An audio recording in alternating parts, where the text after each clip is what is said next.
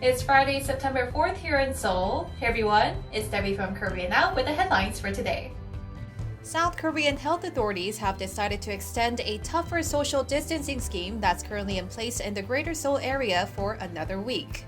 Under the Level 2.5 measures, restaurants and cafes are required to restrict operations, and indoor facilities like fitness centers must remain closed for the time being. As for the rest of the nation, a lesser Level 2 scheme will remain in place for 2 more weeks. On Friday, South Korea reported 198 new cases of COVID-19, a sign that the new measures might be working.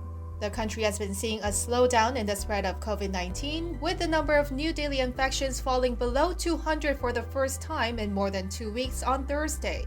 However, authorities are still advising people to remain careful as cluster infections continue to pop up across the country and the number of critically ill patients are on the rise. South Korea has begun assembling a prototype of what would be the country's first homegrown fighter jet on Thursday.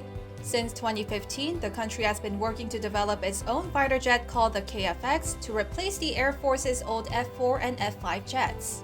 The DAPA said the prototype is expected to be ready in the first half of next year, with the goal of completing the development by 2026. Meanwhile, South Korea's defense ministry is seeking to increase its budget for next year to a record high of $44.7 billion. If approved, this would mark a 5.5% increase from this year. The ministry said the budget will be used to improve South Korea's defense capabilities as well as to counter North Korea's nuclear threats and weapons of mass destruction. It will also be used to prepare South Korea to take over wartime operational control from the US by 2022. And some $5.4 billion has been set aside for the KFX project. BTS has set 3 new Guinness World Records with their music video for Dynamite. According to the record's website on Thursday, BTS's Dynamite has won the title as the most viewed YouTube video in 24 hours, as well as the most viewed music video on YouTube in 24 hours, and the most viewed music video in 24 hours by a K-pop group on YouTube.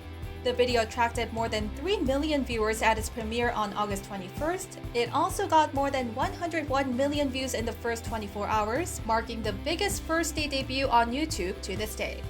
And those are your top stories for today. For full-length articles, you can check out our official website, linked down below. As always, make sure to subscribe to Korea Now for more daily updates.